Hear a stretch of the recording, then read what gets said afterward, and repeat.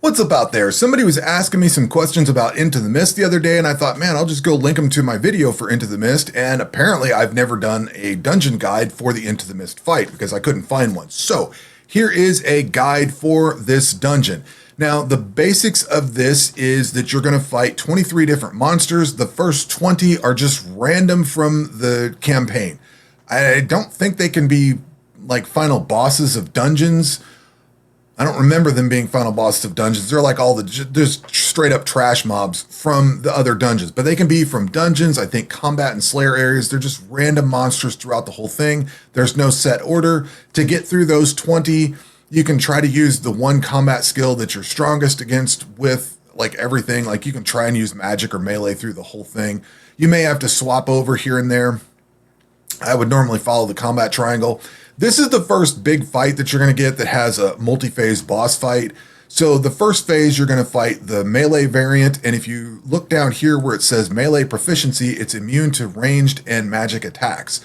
Each phase is immune to, you can only attack with one combat style for each phase. So the first phase is melee, the second phase is ranged only, and then the third phase is magic only.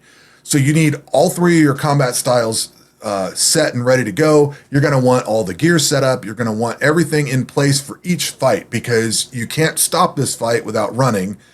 Now, the fight will pause, so you can't idle through this thing either. And you basically have to sit down and manually run this. But we are in a very good place with all the expansions we've got and all the gear and access to everything. You can really over level for this and plow through it. You could try to do this at, say, level 60 or 70 with maybe rune gear or rune equivalent for the other combat styles.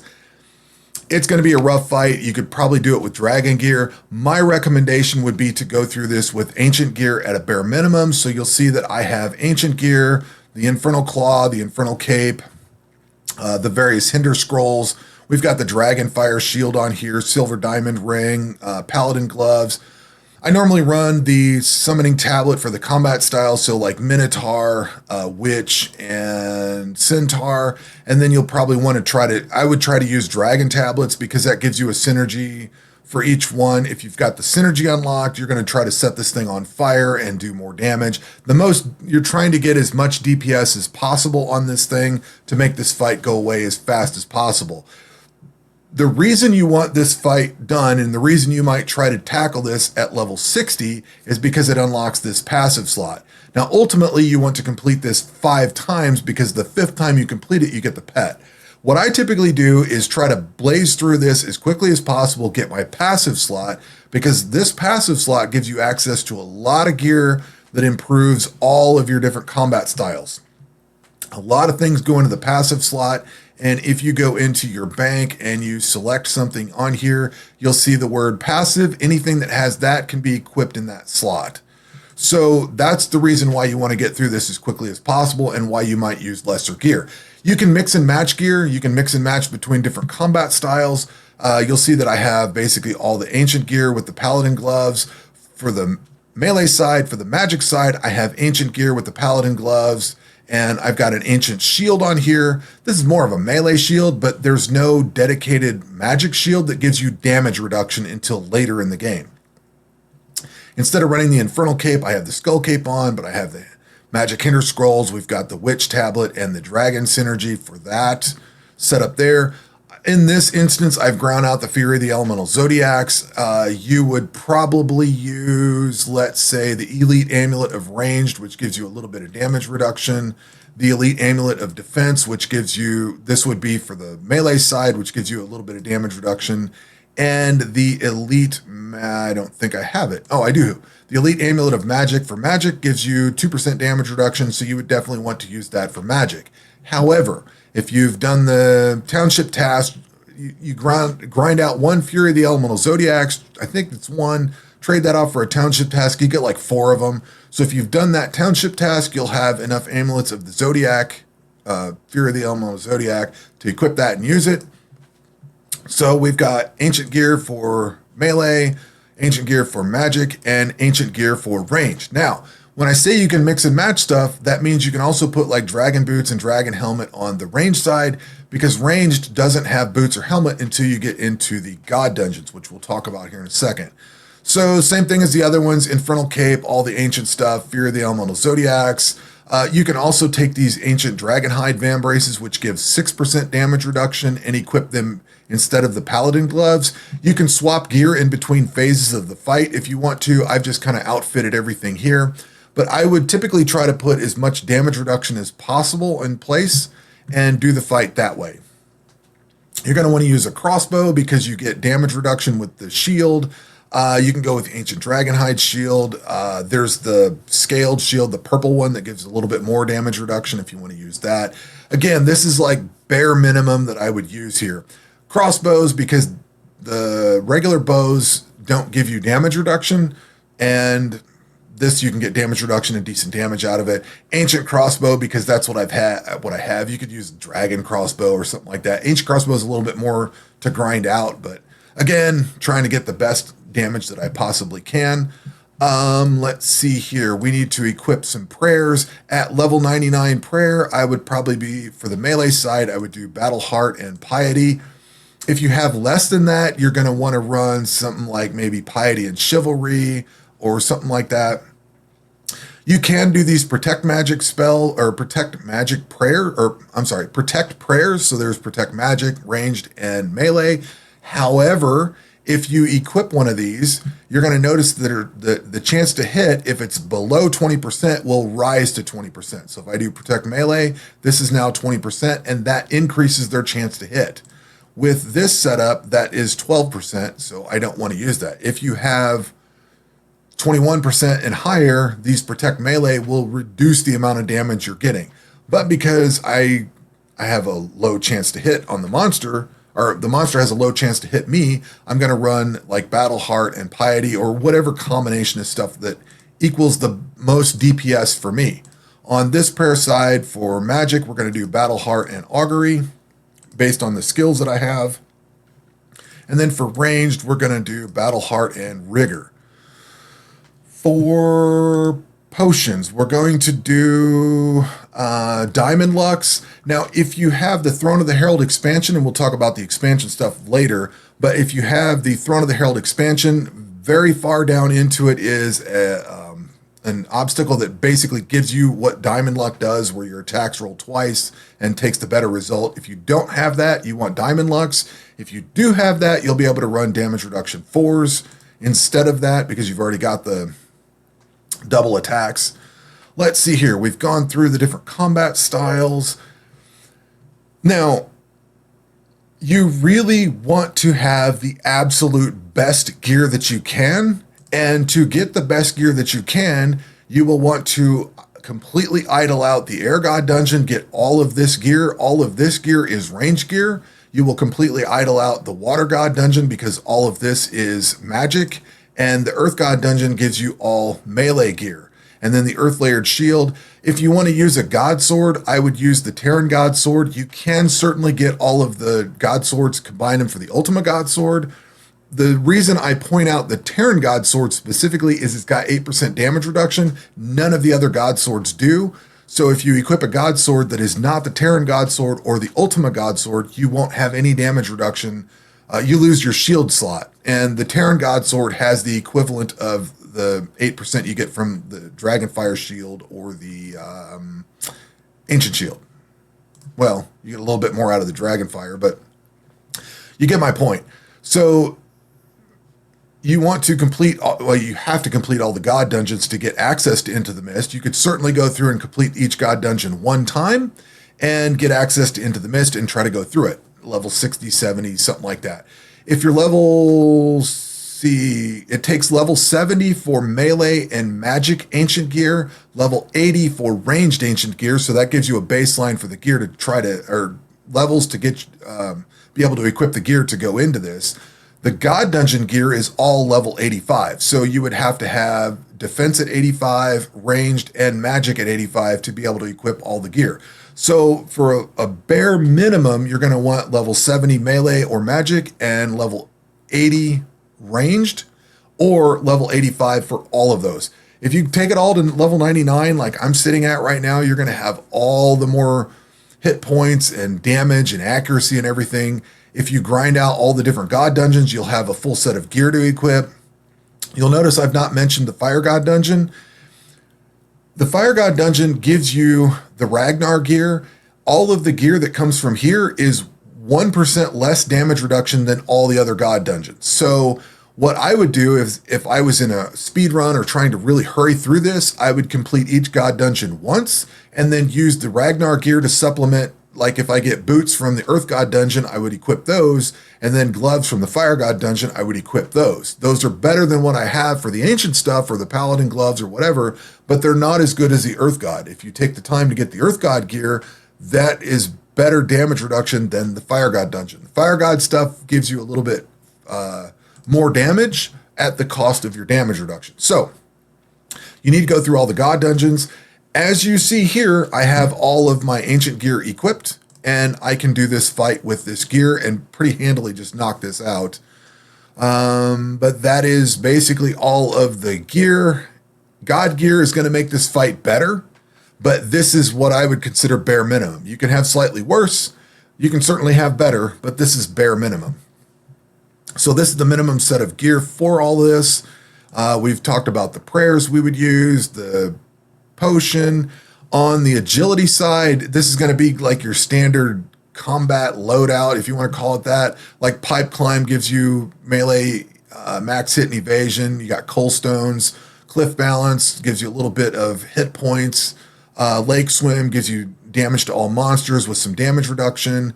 Obstacle 7, just don't take one that gives you a negative to combat. Obstacle 8, raft building, I think is generally used there. It gives you damage to all monsters, a little bit of hit points, a little bit of damage reduction. Obstacle 9's water jump, gives you max hits for all your different combat styles. I don't think there's a different one on here. Well, we could do frozen lake crossing. You could do, frozen lake crossing might be good. Either one, because you just want any benefit to combat that makes the combat go faster. And then obstacle 10, I believe we want ocean rafting here. I don't know why I didn't have that selected, but I didn't. And then you want your Pillar of Conflict. If you have the Throne of the Herald expansion, you will have access to the 120 version of agility. There might be some obstacles you can't get because there's items locked behind that expansion, but I'm pretty sure you can go through and get some obstacle all the way down to the Elite Pillar of Conflict and then get the Elite Pillar of Conflict. Basically what I'm saying is with Throne of the Herald, you can get 120 in all your combat and non-combat skills, or you have access to it. You have access to, you don't get the gear, but you get access to all the skills, the levels. So level 120 strength, level 120 hit points. That's all just adding. I've reset mine to 99 to kind of give it down to the base game as much as possible. But with the Throne of the Herald expansion, you're going to get access to a lot more stuff. You get access to the full 120 version of astrology. The more astrology stuff you have, the more bonuses you're going to get. Astrology gives you, where's it all at? There's should be a bunch of attack. Yeah, hidden attack levels, hidden strength levels, all that stuff, all the extra accuracy and everything. All of that adds up. So the more time you spend before you go to this fight, the better off you are. But you probably want to try to get through this once as fast as possible to get your passive. It depends on when you can actually do this. It gets difficult. Practically level 85 with all the full God gear would be what I would want to do this with. Speaking of the expansions, before we actually run this thing, the Atlas of Discovery is going to give you gem slots. I don't believe there's any gems in the base game, so that's why I don't have anything equipped on here. What I would be looking to use, where do I have my gems? From the base game, I would probably be trying to look at using the, why do I not see it on here? I don't have that equipped anywhere, do I? I don't know where it is. There's the gem that makes this go faster. I've lost it, but there's a gem that makes it go faster. There's it speeds up your attack interval. There's this burning gem, which gives you a chance to apply burning. Those are some good examples that you can use. There's this decay gem. I think that comes from Atlas of Discovery. There's the evasion one, the lifesteal one, the accuracy one. I think there's one that gives you, I thought there was one that gives you hit points, but at any rate, There's Atlas of Discovery gives you a bunch of gems and stuff you can use. For the weapons, you get stuff like this Hasty Trident, which gives you 8% damage reduction and a fair buff to damage. You get access to the crystal gear, so you've got crystal variants of the ancient gear, crystal variants of the god gear. This gives you a chance to apply crystallization. It's low. It's the same damage reduction as the gear that you have. Like if I look at the ancient helmet compared to the regular helmet, it's the same damage reduction. All this is the same, but you get a chance to crystallize, which gives more stun damage and stuff like that while the enemies crystallize. A little bit more damage, DPS in this stuff. Throne of the Herald, you do not get access to any of the combat gear from Throne of the Herald until you've actually beaten the base game. So, do I see anything in here? Like this is Vorloran gear. This is way down the road. But I can't, not only can I equip it this, but you need to complete the Impending Darkness event to even be able to equip that. So you don't get access to any of the gear that you can craft. I'm sorry, I should be looking at crafted gear. Let's see here. Smithing, Corundum. You can't get this until you've beaten the Impending Darkness. Not only does it take level 100, but it also takes completing Impending Darkness. So you're completely locked out of all the Throne of the Herald combat gear. However, you are not locked out of any of the amulets and rings that come from that expansion. So if we narrow this down to this, you get access to things like this Iridium Zephite necklace, which has 4% damage reduction when fighting against a dungeon boss. So if you didn't have a Fury of the Elemental Zodiacs, you could use one of these things instead. You've got access to all these other rings and amulets that give other bonuses. And a lot of these have the keyword passive in here because they can be equipped into that passive slot. So once you've completed this, now you can equip other things that give you other bonuses and go back and do this 4 more times and get the pet out of this. So all that out of the way, I think that covers just about everything very quickly. But I think that covers just about everything. We're going to do this fight. Now you have to do melee against melee because this has melee proficiency, immune to ranged and magic, and the next 2 phases are the exact same.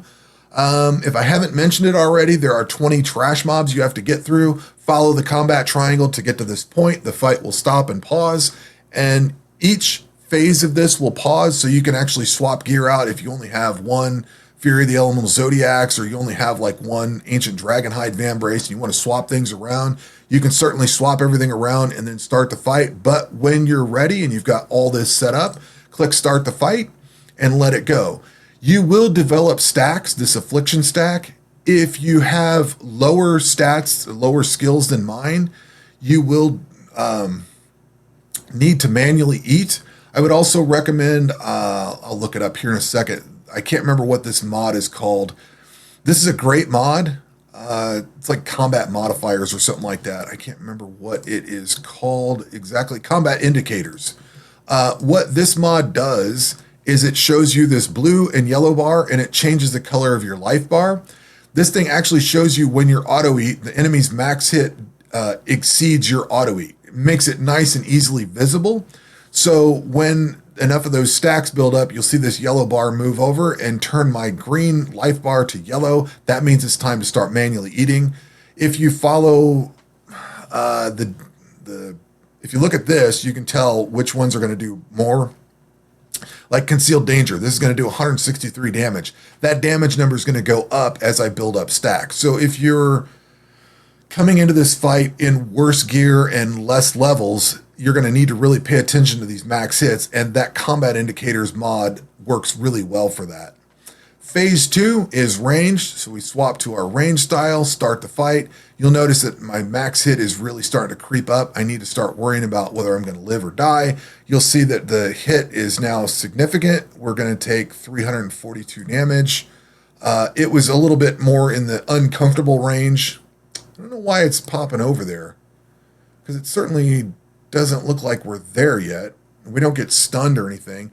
It doesn't hurt to hold the manual eat button through this whole thing, but you will have a potential of not dealing damage. So when you're eating, you're not doing damage. It resets your attack interval. So the fight may get a little bit longer, but you can manually eat through it as long as you've got enough food, and good food. And I should add, we're using whales. We're using perfect whales. And I would also add that on cooking, I have the checkpoint, which is 95% mastery for an additional 10% food healing value. I forgot to mention that earlier.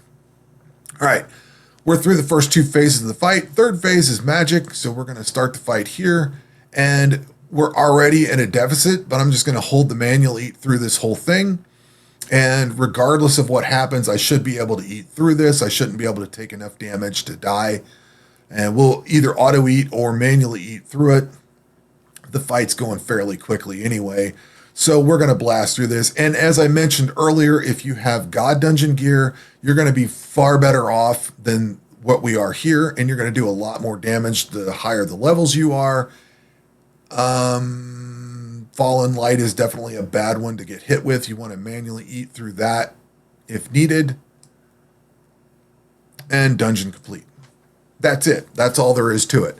So hopefully this has been helpful. And then once you're through the dungeon for the first time, you get access to the passive slot, which means you can equip all kinds of cool things in here and come back and knock it out. I typically do this dungeon once to get the passive slot and then come back after I've leveled up. Normally I'm nowhere near level 99 when I come through all these, but with the advent of Throne of the Herald, I'm more likely to try to go for level 100, level 120 in my skills. That way I'm doing more damage, more accurate, more defensive, things like that. So anyway, hopefully this helps you get through the dungeon if you're stuck on it, or if you're trying to figure out how to get through it. And hopefully I've gotten everything I wanted to say through here.